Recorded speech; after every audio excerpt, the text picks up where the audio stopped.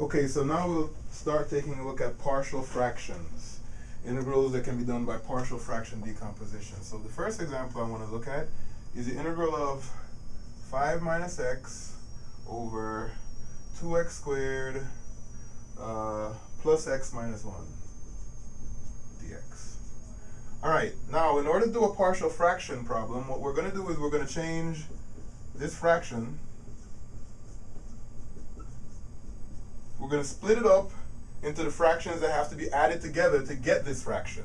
So we're going to split it up into fractions that are simpler. So this one big fraction we're going to split up into, since it's square, since it's quadratic, we're going to split it up into 2 or less different terms or different fractions, but because we're actually going to do the partial fractions, we will actually get 2 distinct fractions. So the first thing you want to do is you want to factor the denominator. So to factor the denominator, we have, well, let's see. To get the 2x squared, I need a factor of 2x and x. And to get the 1, I need factors of 1, or terms, I need factors of 1. 1 times 1 is 1. It has to be a negative 1, so they have opposite signs. And I want a positive 1 in the middle, which means this should be plus, and this should be minus. So there I have the factorization. Once you have the factorization, the next thing you want to do is you want to look at the 2 fractions that you're going to create. Each fraction is going to have one of these factors as its denominator. That's how you work with distinct linear factors. When you have distinct linear factors, they're both going to be the denominator of one of these fractions. So each one of these is going to be the denominator of a fraction. And we don't know what goes on top, so we're just going to call it A and B. So this is what we have now. From this step, what I'm going to do is I'm going to clear the fractions. So we can kind of ignore this part right here. Those two are equal. What we're going to do from here is we're going to clear the fractions on this equation. So I'm going to multiply both sides of the equal sign by the LCD, which is 2x minus 1 times x plus 1. So 2x minus 1 times x plus 1. So I'm going to clear the fractions here. This is 5 minus x over 2x minus 1 times x plus 1. And then this is equal to, this is that LCD times, so I'm multiplying by the LCD, and what I'm multiplying by the LCD is actually this thing. So that's going to be a over 2x minus 1 plus b over x plus 1. So there you have it. I'm multiplying the left-hand side by the LCD, and I'm multiplying the right-hand side by the LCD. So here's what happens. So this cancels this cancels this, leaving me 5 minus x for the left-hand side. On the right-hand side, I'm going to have to distribute this thing. So it has to be multiplied by this fraction. When you multiply it by that fraction, 2x minus 1 cancels, leaving a times x plus 1. And then plus. Now, when you multiply this by this now, the x plus 1 cancels, and you're left with b times 2x minus 1. So we get this equation.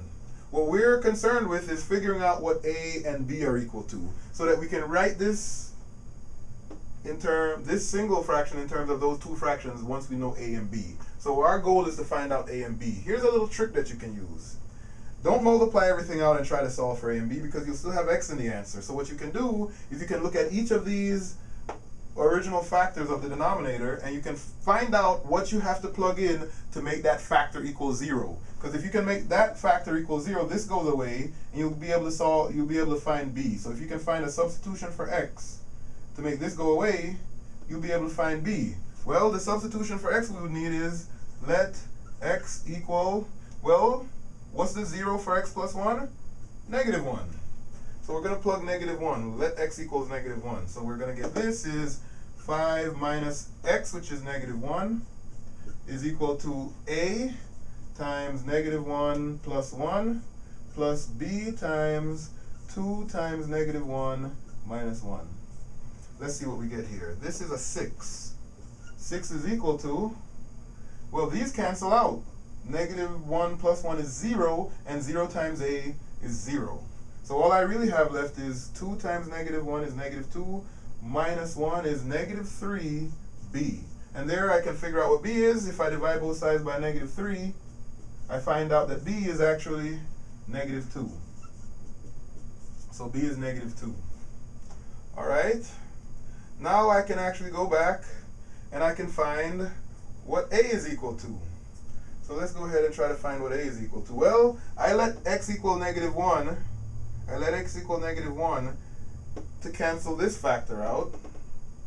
Now, if I want to cancel this factor out, what I plug in would be 1/2.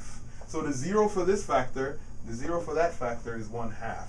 So that's the next thing I'm going to do. I already know b is negative 2, so let me write that up here. b is equal to negative 2. I already know b is negative 2, so now I'm going to find out what a is. So to find out a, I'm going to let x equal, well, the 0 for that factor, like I said, is 1/2. If you set this equal to 0 and solve it, you get 1/2. So I'm going to plug in 1/2 for all of my x's. So that's going to be 5 minus 1/2 for the left-hand side is equal to, oops, I erased the equation, didn't I? It was 5 minus x equals a times x plus 1 plus b times 2x minus 1. That was the equation that I'm plugging 1/2 in for x. So here, this is equal to a times 1/2 plus 1 plus b times 2 times 1/2 minus 1. Well, let's see. This is 5. 5 is actually 10 over 2. 10 over 2 minus 1 over 2 is 9 over 2. So I get 9 over 2 is equal to, well, 1/2 plus 2/2, 1 is 2/2, is 3/2, so I get 3/2 a, 3/2 a, and 2 times 1/2 is 1, 1 minus 1 is 0, so that term cancels out. So I get 9 over 3 is equal to 3/2 a. I multiply both sides by 2/3, and I get a is equal to 3. So I get b is negative 2, and a is 3. So now I can actually rewrite my original integral. Let's go ahead and rewrite the original integral. Well, it turns out I know that a is 3 and b is negative 2, so this integral becomes the integral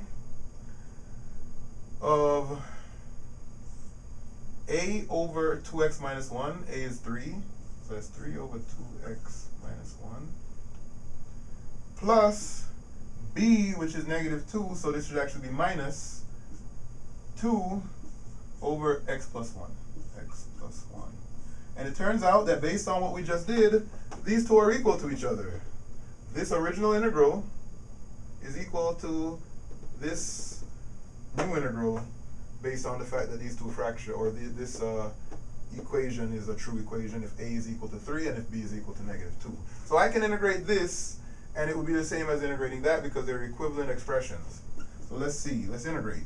So this is the integral, 3 times the integral, bring the 3 out, of 1 over 2x minus 1 dx minus 2 times the integral of 1 over x plus 1 dx.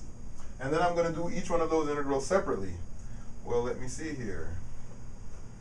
This one here, if you let u equal 2x minus 1, then that means that du would equal 2 dx. The derivative of this is 2, and du dx is equal to 2, so du is equal to 2 dx.